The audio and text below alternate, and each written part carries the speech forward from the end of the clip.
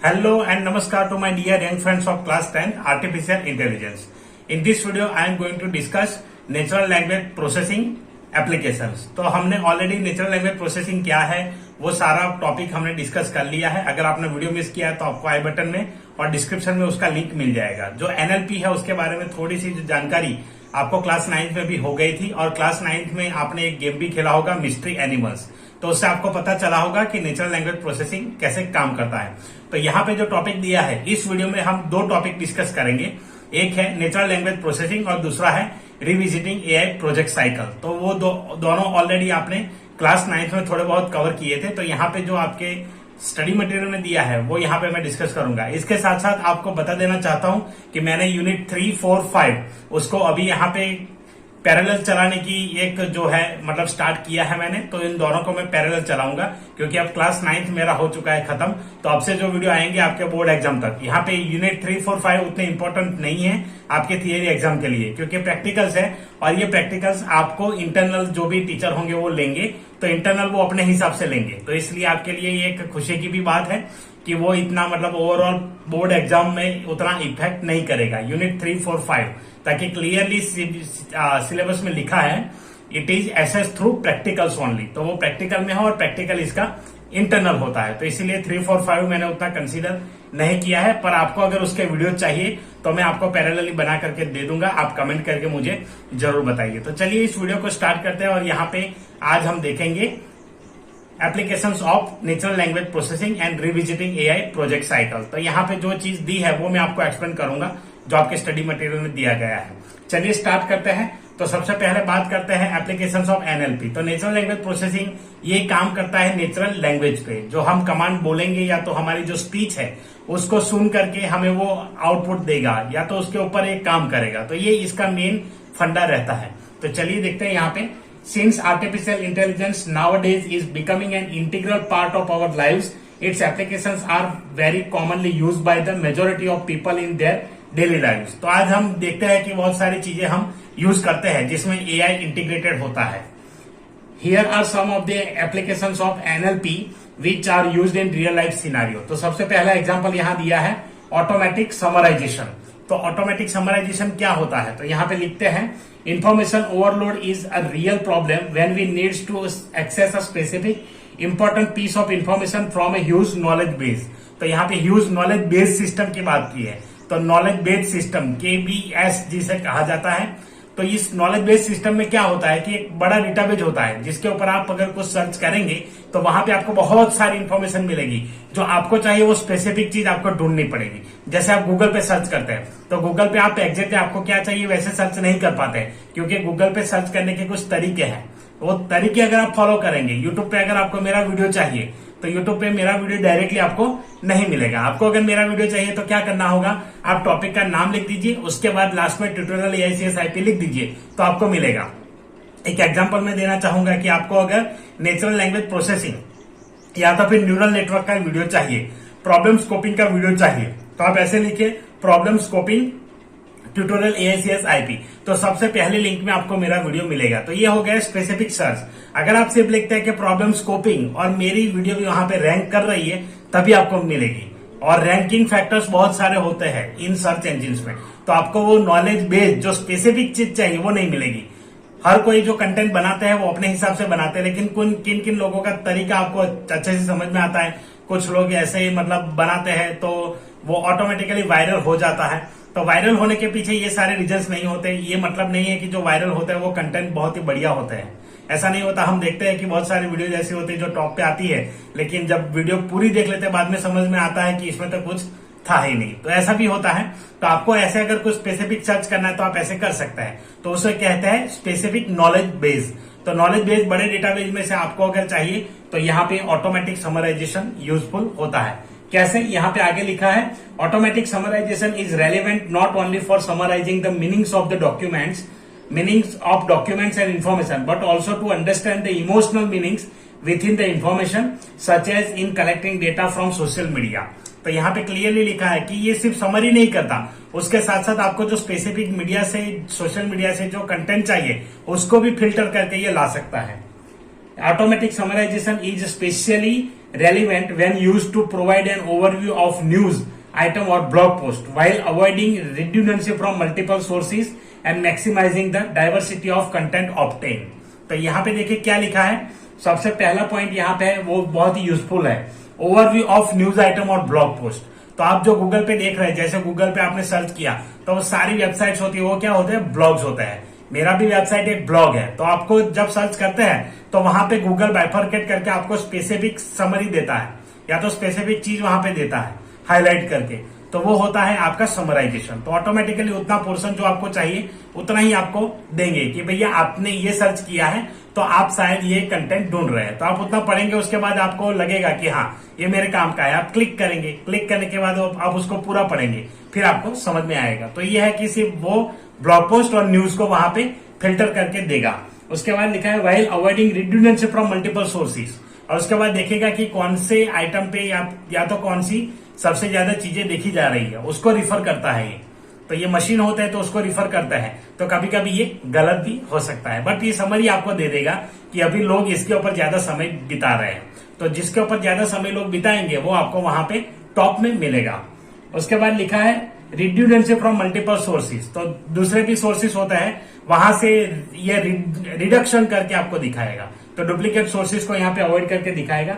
And maximising the diversity of content obtain, और जो होगा उसको यहाँ पे मैक्सिमाइज करेगा। डाइवर्सिटी आप जानते हैं कि कंटेंट किसका अच्छा है, ऐसे वो अपने आप कंपेयर करेगा और उसके हिसाब से आपको यहाँ पे दिखाएगा। तो यूट्यूब के मामले में गूगल आज भी अभी भी सबसे बढ़िया सोर्स है।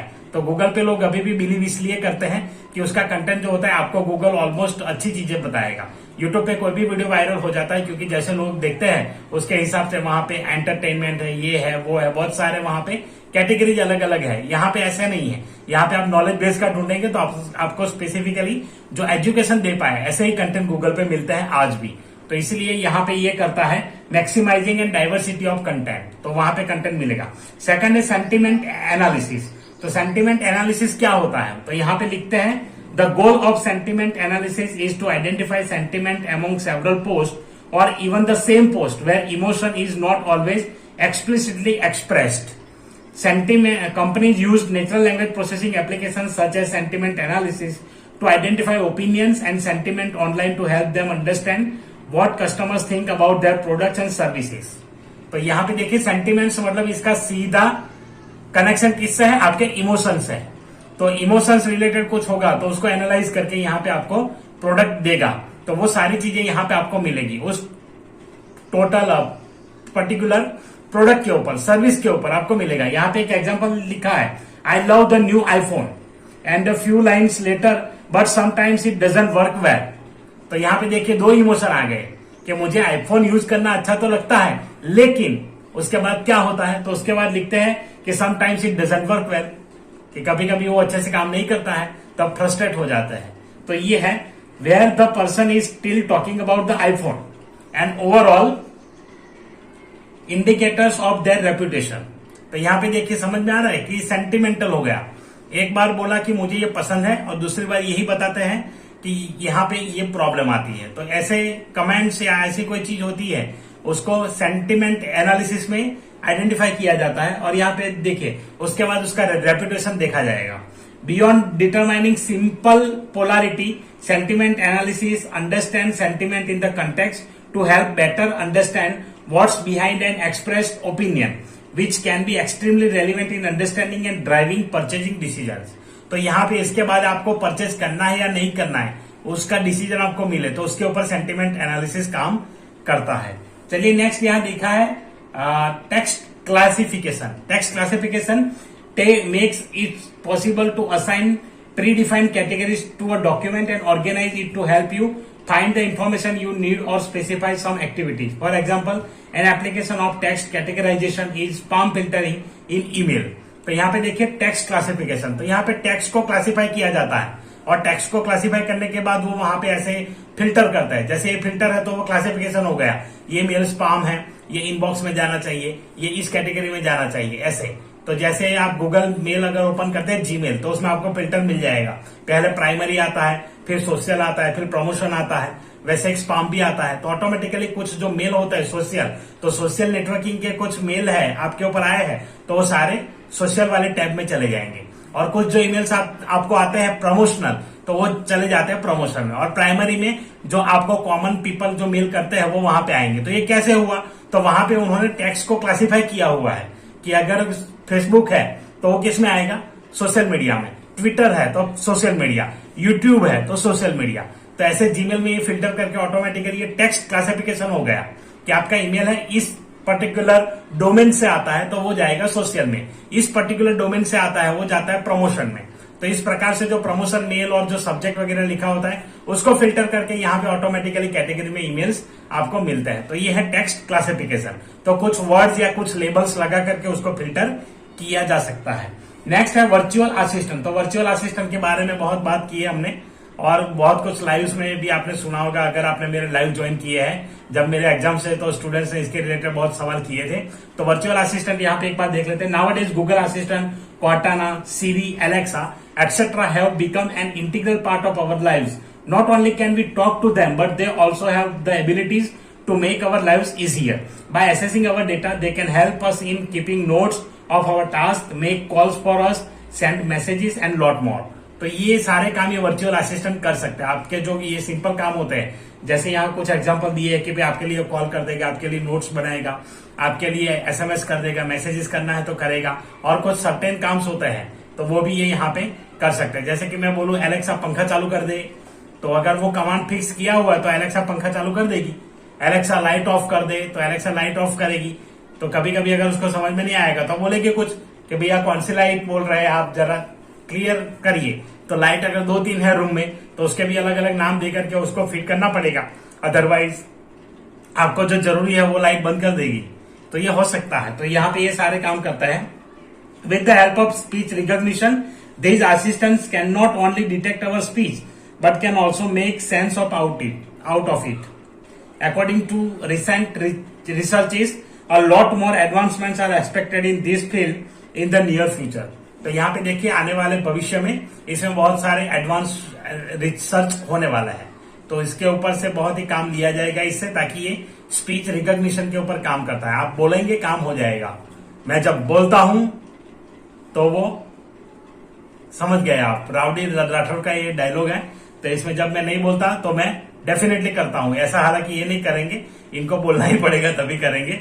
चलिए नेक्स्ट आगे देखते हैं कि इसमें AI revisiting the AI project cycle. तो एआई प्रोजेक्ट साइकिल हमने देखा है स्टेज वगैरह। तो यहाँ पे देख लेते हैं कि 10 सिनारियो, मेन सिनारियो क्या है यहाँ पे। Let us try to understand how we can develop a project in natural language processing with the help of an example. तो यहाँ पे सिनारियो दिया है कि थॉट्स, बिहेवियर्स, इमोशंस। तो ये 3 चीज है जिसे बोलते हैं CBT, कॉग्निटिव बिहेवियरल थेरेपी। तो यहाँ पे ये क्या होता है, तो ये काम करता है आपके थॉट्स, बिहेवियर और इमोशंस के ऊपर। तो ये एक थेरेपी होती है जो इन तीनों पैरामीटर के ऊपर काम करती है। चलिए देखते हैं। The world is competitive nowadays, people face competition in even the tiniest task and are expected to give their best at every point in time. आप जानते हैं कंपटीशन इतना बढ़ गया है कि आपको हर जगह आपका बेस्ट देना पड़ेगा, अदरवाइज सामने ऐसे कंपटीटर है जो आपको दाड़ करके गिरा देंगे। तो इसलिए कंपटीशन में अगर टिकना है तो आपको बढ़िया से बढ़िया चीजें देनी पड़ेगी, क्वालिटी, और उसके साथ साथ जो चीज आप दे रहे हैं उसके ऊपर आपको कंसिस्टेंसी भी होनी जरूरी है। तो ये सारी चीजें आप करते रहेंगे तभी आप सक्सेसफुल हो पाएंगे। तो छोटे से छोटे काम में भी आज कंपटीशन है। हालांकि अगर आपके क्लास में कोई कंपटीशन नहीं है, अच्छी बात है, कोई कितने भी परसेंटेज ले जाए हमें कोई फर्क नहीं पड़ता। ऐसे बहुत सारे क्लासेस होते हैं और कुछ क्लासेस में 1 मार्क का भी अगर डिफरेंस होता है ना, तो स्टूडेंट्स को ये लगता है कि उससे मेरा मार्क कम क्यों आया। तो ये भी होता है। तो ये कंपटीशन है। तो कंपटीशन यहाँ पे बहुत है आज के जमाने में। When people are unable to meet these expectations, they get stressed and could even go into depression. तो यहाँ पे अगर आपको आपका मनचाहा परिणाम नहीं मिलता, तो मनचाहा परिणाम नहीं मिलता है तो हम क्या होते हैं, डिप्रेस होते हैं, स्ट्रेस में चले जाते हैं। We get to hear a lot of cases where people are depressed due to reasons like peer pressure, studies, family issues, relationships, etc. तो ये हमने सुना है कि इस वजह से, इस वजह से, उस वजह से, उस वजह से, इसकी वजह से, किसकी वजह से, पता नहीं किसकी वजह से। तो ये सब चलता रहता है अपना। तो कभी भी हम ये जो कुछ चीजें होती है उसके लिए अपने आप को जिम्मेदार नहीं ठहराते।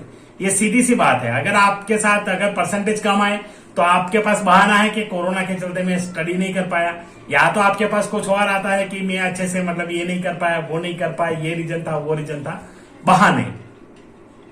तो ये है, तो हम क्या होता है कि नहीं आता तो अंदर ही अंदर डिप्रेस हो जाते हैं। तो ये बहुत सारी चीजें यहाँ पे है। तो उससे क्या होता है, and they eventually get into something that is bad for them as well as for others. तो उसके बाद वो डिप्रेशन में चले जाते हैं। तो अपने आप में एक गंभीर बीमारी है डिप्रेशन और स्ट्रेस। फिर क्या होता है, so to overcome this cognitive behavioural therapy is considered to be one of the best methods to address stress, as it is easy to implement on people and also give good results. This therapy includes, तो यहाँ पे CBT करके एक therapy है, उसका इस्तेमाल किया जाता है। So this therapy includes understanding the behavioral and mindset of a person in their normal life. तो यहाँ पे उनके थॉट्स के ऊपर, बिहेवियर के ऊपर काम किया जाता है। और उसके ऊपर काम करने के बाद जैसे आपको कोई एंजाइटी आती है, कोई चिंता है, ओके, तो आप अगर डिप्रेशन में चले गए किसी चिंता की वजह से, या तो आपको हमेशा स्ट्रेस रहता है किसी चीज का, परफॉर्म नहीं करने का भी स्ट्रेस होता है, कभी कभी हमें कुछ फोबिया होता है तो उसकी वजह से कुछ स्ट्रेस आ जाता है, मैं कर पाऊंगा या नहीं कर पाऊंगा, तो ये सारे क्वेश्चंस रहते हैं। तो इन सभी चीजों को जोड़ते हुए यहाँ पे ये थेरेपी यहाँ पे इंट्रोड्यूस की गई है। With the help of CBT, therapist help people overcome there stress and leave a happy life. तो इस थेरेपी के जरिए इसको यहाँ पे कुछ ना कुछ कम करने की कोशिश की जाती है। यहाँ पे एक लिंक दिया है कॉग्निटिव बिहेवियर थेरेपी की, वो आप जाकर के पढ़ सकते हैं। तो देखिए इसमें प्रॉब्लम स्कोपिंग, तो इसके ऊपर अब AI प्रोजेक्ट साइकिल बनाया है, कैसे काम करेगा। Problem scoping, CBT is a technique use by most therapist to cure patients out of stress and depression. तो यहाँ पे CBT में सबसे ज्यादा ये वाला यूज किया जाता है, CBT टेक्निक, जो स्ट्रेस में होता है, डिप्रेशन में होता है। But it has been observe that people do not wish to seek the help of psychiatrist willingly. तो ये सिंपल एक चीज पाई गई है कि किसी भी स्टूडेंट को या तो किसी भी व्यक्ति को जब साइकियाट्रिस्ट को अगर रिफर किया जाता है तो वहां पे वो लेना नहीं चाहते। वो अपने आप को समझते हैं कि यार मैं मतलब ऐसी कैटेगरी में आ गया हूं कि अब मुझे ये थेरेपी की जरूरत पड़ गई। तो लोग ऐसे सोचते हैं अपने आप को, मतलब ऐसे सोचते हैं कि मैं ऐसा नहीं हूं तो मुझे यहाँ पे क्यों रिफर किया जा रहा है, तो उनकी समझ में ये नहीं आता। तो जनरली लोग विलिंगली वहां पे नहीं जाते हैं। They try to avoid such interactions as much as possible, thus there is a need to bridge the gap between a person who needs to help the psychiatrist.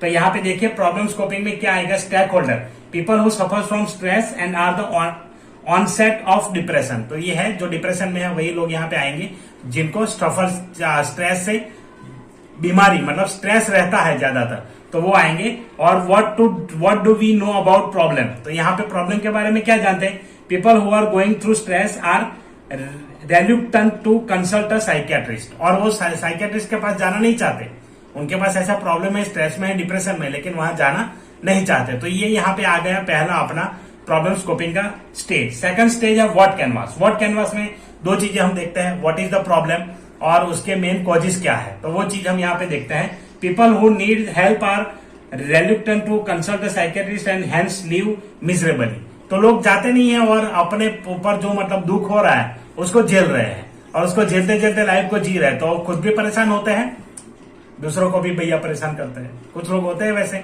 Line में सीधे नहीं खड़े रहेंगे, हाँ करते रहेंगे, आसपास में जो भी लोग हैं उनको भी परेशान करते रहेंगे। तो ऐसे भी होते हैं जो जाएंगे नहीं। कभी कभी हमारे घर में भी नॉर्मल सी बीमारी होती है, अभी जैसे कफ हो गया, डॉक्टर के पास नहीं जाएंगे क्योंकि अभी कोरोना चल रहा है। तो वो सोचेंगे जाऊंगा और मुझे टेस्ट करके पॉजिटिव कर देंगे।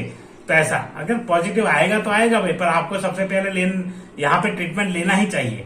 नहीं जाएंगे और अगर मानो की है और आप नहीं गए तो आप फैमिली में कितने लोगों को परेशान करेंगे। तो ये सोचना है कि आपके आसपास के लोगों के बारे में भी सोचिए, और यहाँ पे ये एक प्रॉब्लम है। Second, how do you know the problem. Problem कैसे आप समझे, studies around mental stress and depression available on various authentic sources. तो उनके ऊपर स्टडी करने से, ऑथेंटिक सोर्सेज के ऊपर हमने देखा, कुछ क्वेश्चंस किए, उससे पता चला कि ये स्ट्रेस में है या तो इस दौर से गुजर रहे हैं। पता चल जाता है उनके मतलब बॉडी लैंग्वेज से पता चलता है, उनके मतलब एक्सप्रेशन से पता चलता है, उनके रिएक्शन से पता चलता है। तो बहुत सारी चीजें हैं, जब भी इंसान फ्रस्ट्रेट होता है, स्ट्रेस में होता है, पता चलता है। तो ये सारी स्टडी यहाँ पे की जाती है व्हाट कैनवास में। वेयर कैनवास में क्या आएगा, कंटेक्स्ट और सिचुएशन क्या है, where they are going through a stressful period of time.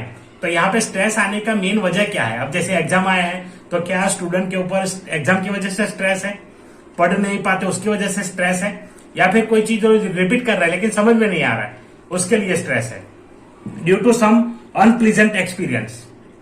कभी कभी ऐसा भी होता है कि ऐसा कोई एक्सपीरियंस हो जाता है, सारी चीजें अच्छी चलती है लेकिन अचानक कुछ आ जाता है ऐसा जिसकी वजह से स्ट्रेस आ जाता है, तो ये भी यहाँ पे एक वेयर कैनवास में आएगा। और लास्ट वाई कैनवास में यहाँ लिखा है people get a platform where they can talk and vent out their feeling anonymously. People get a medium that can interact with them and applies primitive CBT on them and can suggest help wherever needed. तो यहाँ पे दो चीजें दी है कि जहां पे उनको बोलने का मौका मिले, जो कहना चाहते हैं, अपने आप को एक्सप्रेस करना चाहते हैं, तो वहां पे अगर वो बोलेंगे तो ऑटोमेटिकली स्ट्रेस रिड्यूस हो जाएगा। उनके काम को कभी कभी क्या होता है कि लोग काम को अप्रिशिएट नहीं करते, उसकी वजह से भी स्ट्रेस आता है कि भाई हम इतना सारा करते हैं लेकिन इन लोगों को मतलब काम की कीमत ही नहीं है, ऐसा भी आता है।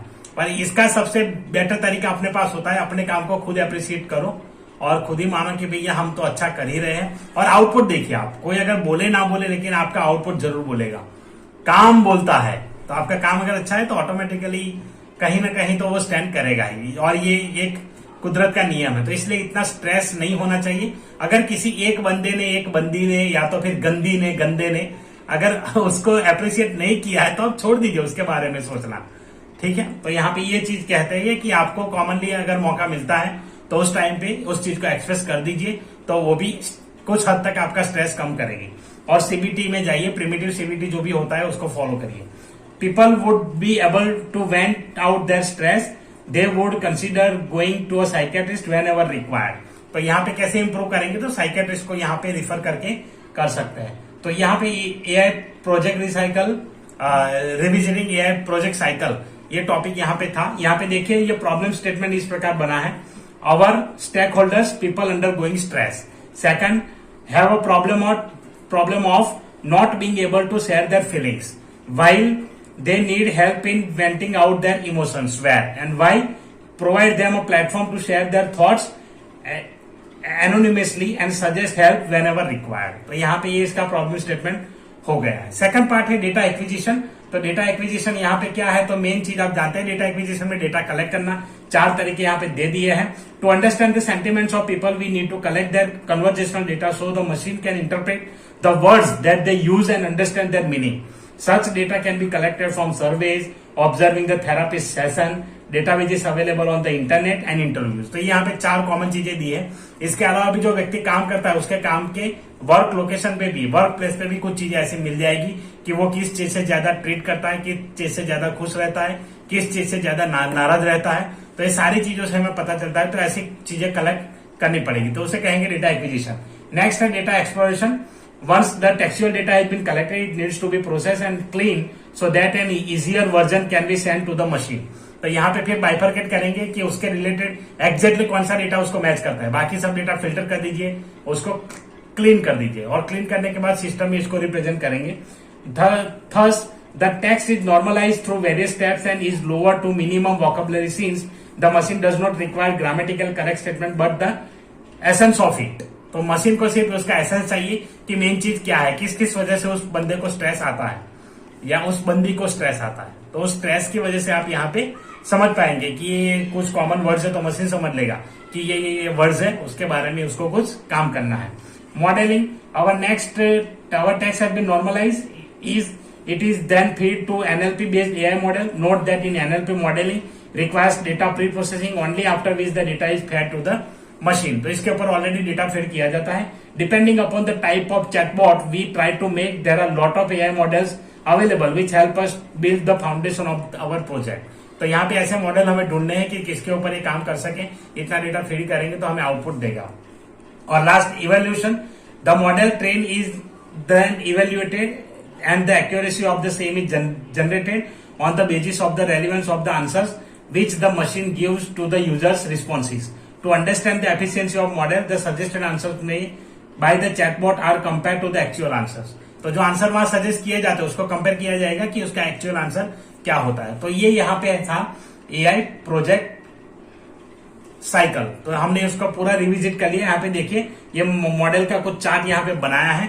Model, true function and samples. तो यहाँ पे 3 कैटेगरी यहाँ पे दी है। फिगर 1 में देखें, the models output does not match the true functions at all. तो यहाँ पे ट्रू फंक्शन से मैच नहीं करता, इसलिए ऊपर नीचे ऐसे दिखा रहा है। Hence the model is said to be underfitting and its accuracy is lower, तो उसकी एक्यूरेसी लोअर होगी। फिगर 2 में देखें, in the second model the performance matches well with the true function which state that the model has optimum accuracy and the model is called a perfect fit। तो यहाँ पे देखिए एकदम straight line पे line to line जा रहा है, तो मतलब वो परफेक्ट है। और लास्ट है, in third case model performance is trying to cover all the data samples even if they are out of alignment to the true function, this model is said to be overfitting and this too has a lower accuracy। तो यहाँ पे 3 चीजें हैं, first under fitting, second is optimum accuracy और third है यहाँ पे है ओवरफिटिंग। तो ये 3 चीजें आएगी, लोअर एक्यूरेसी रहेगी ओवरफिटिंग की। याद रखिएगा ये थोड़ा सा ऑपोजिट है। जो यहाँ पे हमने देखा कि एक्यूरेसी अंडर फिटिंग होगा तो उसकी एक्यूरेसी हायर, एक्यूरेसी लोअर है, सॉरी एक्यूरेसी लोअर है। उसके बाद देखिए जो परफेक्ट है, ऑप्टिमम एक्यूरेसी है तो वो परफेक्ट है, और यहाँ पे ओवर फिटिंग है तो उसके भी एक्यूरेसी यहाँ पे लोअर होगी। तो यहाँ पे ये 3 चीज यहाँ पे आउटपुट में हमें मिलती है। Once model is evaluated thoroughly it is then deployed in the form of an app which people can easily use. तो ऐसे ही इस प्रकार से जब डेटा बन जाता है फाइनली तो उसको एक ऐप में डाला जाता है, फिर लोग उसको यूज करते हैं। तो आशा रखता हूं आपको ये वाला जो applications of natural language processing summary आपको वीडियो पसंद आया होगा। वीडियो पसंद आया तो लाइक कर दीजिए, अपने दोस्तों के साथ शेयर करिए। नेक्स्ट वीडियो में हम डिस्कस करेंगे चैटबॉट्स। जो बहुत सारे स्टूडेंट जब मैं लाइव करता हूं तो वहां पे बहुत सारे क्वेश्चंस आते हैं कि सर इनका डिफरेंस बताइए, इसका डिफरेंस बताइए। तो अगले वीडियो में हम ये कवर करेंगे चैटबॉट्स। तो मिलते हैं अगले वीडियो में, तब तक के लिए अपना ख्याल रखें, अपनी पढ़ाई का ख्याल रखें। और चैनल पे नए हैं, पहली बार वीडियो देखा है तो वीडियो को लाइक करिए और चैनल को सब्सक्राइब करिए, पास वाला बेल नोटिफिकेशन आइकन भी प्रेस कर दीजिए। मिलते हैं अगले वीडियो में, तब तक के लिए टाटा बाय बाय।